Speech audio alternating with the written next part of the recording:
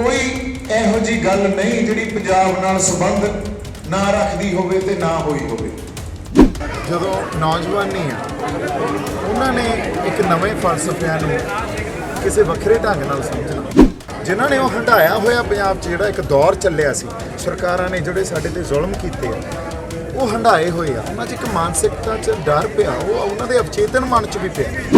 ਜਿਹੜੀ ਇਹ ਨਵੀਂ ਨੌਜਵਾਨੀ ਆ ਪੰਜਾਬ ਦੀ ਇੱਕ ਨਵੀਂ ਫਸਲ ਕਹਿ ਲਓ ਉੱਠੀ ਆ, ਇਹਨਾਂ ਦੇ ਮਨਾਂ 'ਚ ਕੋਈ ਡਰ ਨਹੀਂ। ਇਹਨਾਂ ਨੇ ਇਸੇ ਕਰਕੇ ਕਿਸਾਨੀ ਸੰਘਰਸ਼ ਦੀ ਰੂਪਰੇਖਾ ਬਦਲਤੀ ਸੀ।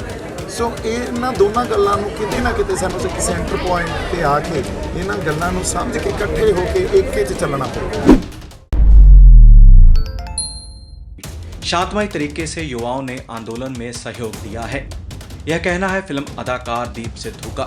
दीप सिद्धू का कहना है कि जीत के लिए एकता जरूरी है और युवाओं ने संघर्ष की रूपरेखा बदलने का कार्य किया है।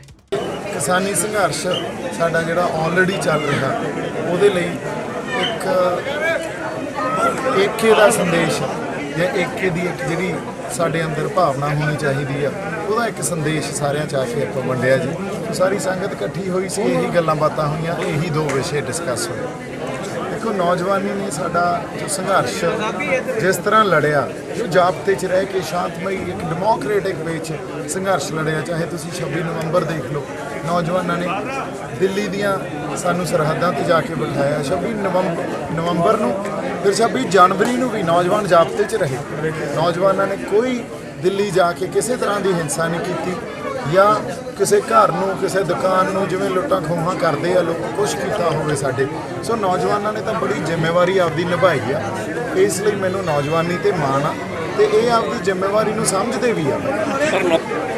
ਕੀ ਹੁੰਦਾ ਕਈ ਵਾਰੀ ਜਦੋਂ ਨੌਜਵਾਨੀ ਆ ਉਹਨਾਂ ਨੇ ਇੱਕ ਨਵੇਂ ਫਲਸਫਿਆਂ ਨੂੰ ਕਿਸੇ ਵੱਖਰੇ ਢੰਗ ਨਾਲ ਸਮਝਣਾ, ਜਾਂ ਉਹਨਾਂ 'ਚ ਇੱਕ ਜਿਹੜਾ ਮਾਨਸਿਕ ਡਰ ਆ ਨਾ, ਜੋ ਪੁਰਾਣੇ ਸਾਡੇ ਉਹਨਾਂ ਬੰਦਿਆਂ 'ਚ ਹੈਗਾ, ਨੌਜਵਾਨਾਂ 'ਚ ਨਵੀਂ ਫਸਲ 'ਚ ਜਾਂ ਨਵੇਂ ਨੌਜਵਾਨਾਂ 'ਚ ਹੈ ਨਹੀਂ, ਜਿਨ੍ਹਾਂ ਨੇ ਉਹ ਹੰਢਾਇਆ ਹੋਇਆ ਪੰਜਾਬ 'ਚ ਜਿਹੜਾ ਇੱਕ ਦੌਰ ਚੱਲਿਆ ਸੀ, ਸਰਕਾਰਾਂ ਨੇ ਜਿਹੜੇ ਸਾਡੇ ਤੇ ਜ਼ੁਲਮ ਕੀਤੇ ਆ ਉਹ ਹੰਢਾਏ ਹੋਏ ਆ, ਉਹਨਾਂ 'ਚ ਇੱਕ ਮਾਨਸਿਕਤਾ 'ਚ ਡਰ ਪਿਆ, ਉਹ ਉਹਨਾਂ ਦੇ ਅਵਚੇਤਨ ਮਨ 'ਚ ਵੀ ਪਿਆ।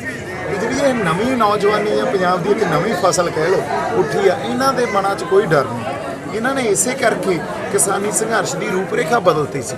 ਸੋ ਇਹਨਾਂ ਦੋਨਾਂ ਗੱਲਾਂ ਨੂੰ ਕਿਤੇ ਨਾ ਕਿਤੇ ਸਾਨੂੰ ਇੱਕ ਸੈਂਟਰ ਪੁਆਇੰਟ ਤੇ ਆ ਕੇ ਇਹਨਾਂ ਗੱਲਾਂ ਨੂੰ ਸਮਝ ਕੇ ਇਕੱਠੇ ਹੋ ਕੇ ਏਕੇ 'ਚ ਚੱਲਣਾ ਪਊਗਾ। ਦੀਪ ਸਿੱਕੇ ਇੱਕ ਕਾਲ ਕੋਠੜੀ 'ਚ ਰੱਖਣਾ, ਭੁੱਖੇ ਰੱਖਣਾ, ਸੌਣ ਨਹੀਂ ਦੇਣਾ, ਤਸੀਹੇ ਹੀ ਆ।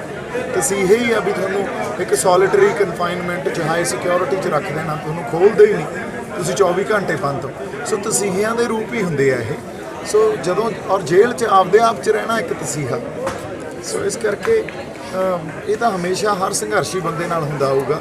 ਜਦੋਂ ਆਪਦੇ ਹੱਕ ਮੰਗਣ ਚੱਲੋਗੇ ਤੁਹਾਡੇ ਤੇ ਤਸੀਹੇ ਤੁਹਾਨੂੰ ਦੇਣਗੇ, ਤੁਹਾਨੂੰ ਡਰਾਉਣਗੇ ਵੀ, ਕੇਸ ਵੀ ਪਾਉਣਗੇ, ਤੇ ਇਹਨਾਂ ਸਾਰੀਆਂ ਗੱਲਾਂ ਨਾਲ ਨਜਿੱਠਣਾ ਪਊਗਾ। ਸਰ ਸੰਘਰਸ਼ ਦੇਖੋ ਹੁਣ ਇਸ ਗੱਲ ਦਾ ਜਵਾਬ ਸੰਖੇਪ 'ਚ ਦੇਣਾ ਤਾਂ ਬਹੁਤ ਔਖਾ ਹੈ, ਪਰ ਸਰਕਾਰ ਨੇ ਜਿਸ ਤਰ੍ਹਾਂ ਬੀਜੇਪੀ ਸਰਕਾਰ ਨੇ ਆਪਦਾ ਨਿਰਦਈ ਤੇ ਜ਼ਾਲਮਪਣਾ ਦਿਖਾਇਆ ਨਾ, ਉਹ ਮੇਰੇ ਖਿਆਲ 'ਚ ਤੁਸੀਂ ਵੇਖੋ, ਸਾਡੇ ਬਜ਼ੁਰਗ, ਸਾਡੇ ਕਿਸਾਨ, ਅਸੀਂ ਆਪ ਸਰਦੀਆਂ ਵੀ ਆਪਦੇ ਉੱਤੇ ਹੰਢਾਈਆਂ, ਹੁਣ ਗਰਮੀਆਂ ਵੀ ਹੰਢਾ ਰਹੇ ਹਾਂ, ਭਿੱਜੇ ਪਏ ਆ ਜਿੱਥੇ ਜਾਂਦੇ ਆ, ਹੈ ਨਾ। ਉੱਥੇ ਸੜਕਾਂ 'ਤੇ ਤੰਬੂਆਂ 'ਚ ਬੈਠੇ ਆ ਜਿਹੜੇ ਜ਼ਮੀਨਾਂ ਦੇ ਮਾਲਕ ਆ। ਜੇ ਉਹਨਾਂ ਇਹ ਹਿਊਮਨ ਰਾਈਟਸ ਦੀ ਵੀ ਉਲੰਘਣਾ ਬਹੁਤ ਵੱਡੇ ਤੌਰ 'ਤੇ, ਔਰ ਫਿਰ ਉੱਤੋਂ ਮਹਾਮਾਰੀ ਚੱਲ ਰਹੀ ਹੈ, ਕੋਵਿਡ 'ਚ ਬੰਦੇ ਮਰ ਰਹੇ ਆ, ਉਹਨਾਂ ਨੂੰ ਇਹ ਵੀ ਪਰਵਾਹ ਨਹੀਂ ਵੀ ਜਿਹੜੇ ਉੱਥੇ ਕਿਸਾਨ ਬੈਠੇ ਆ, ਜੇ ਕਿਤੇ ਮਹਾਮਾਰੀ ਤੇ ਉਹਨਾਂ ਬੰਦਿਆਂ ਤੇ ਕੋਈ ਅਸਰ ਹੋ ਜੇ। ਦੇਖੋ ਇਹਦਾ ਫੈਲਣਾ ਨਾ ਵਾਇਰਸ ਹੈ ਕਿ ਇਹਨੂੰ ਕਿਵੇਂ ਕੰਟੇਨ ਕਰੋਗੇ ਉਸ ਤੋਂ ਬਾਅਦ ਤੁਸੀਂ। ਸੋ ਹਿਊਮਨ ਰਾਈਟਸ ਦੀ ਵਾਇਲੇਸ਼ਨ ਸਰਕਾਰਾਂ ਕਰਾਉਂਦੀਆਂ, ਅਸੀਂ ਤਾਂ ਉਹਦੇ ਹੱਕ ਲੈਣ ਗਏ ਆ, ਵੱਧ ਰਿਹਾ ਤਾਂ ਫਿਰ ਤੁਹਾਨੂੰ ਹੋਰ ਜਲਦੀ ਸਾਨੂੰ ਸਾਡੇ ਹੱਲ ਦੇਣੇ ਚਾਹੀਦੇ ਆ, ਕਾਨੂੰਨ ਰੱਦ ਕਰਨੇ ਚਾਹੀਦੇ ਆ। ਜੇ ਵੱਧ ਰਿਹਾ ਤਾਂ ਫਿਰ ਤਾਂ ਤੁਹਾਨੂੰ ਆਪ ਚਿੰਤਾ ਹੋਣੀ ਚਾਹੀਦੀ ਹੈ ਇਨਸਾਨੀ ਜਿਹੜੀਆਂ ਉਹਨਾਂ ਦੀਆਂ ਜਾਨਾਂ ਦੀ। ਜੇ ਤੁਸੀਂ ਨਹੀਂ ਹਜੇ ਵੀ ਅੜ ਕੇ ਬੈਠੇ ਹੋ, ਕਾਨੂੰਨ ਨਹੀਂ ਰੱਦ ਕਰ ਰਹੇ, ਇਹਦਾ ਮਤਲਬ ਤੁਹਾਨੂੰ ਆਪ ਹੀ ਚਿੰਤਾ ਨਹੀਂ ਹੈ ਨਾ। ਇਸੇ ਪਾਰੀ ਦਾ ਮਤਲਬ ਕੱਲੀਆਂ ਵੋਟਾਂ ਨਹੀਂ ਹੁੰਦੀਆਂ, ਆ ਵੀ ਸਿਆਸਤੀ ਹੈ, ਇੱਕ कॉन्फ्लिक्ट पॉलिटिक्स कर रहे हैं आप, संघर्ष की पॉलिटिक्स। दीप सिद्धू ने केंद्र की भाजपा सरकार को निशाने पर लिया है और साथ ही कृषि कानून जल्द रद्द करने की मांग भी की है। बता दें कि दीप सिद्धू आजकल गांव-गांव जाकर युवाओं को किसान आंदोलन के प्रति जागरूक कर रहा है। Bureau report D5 channel Hindi.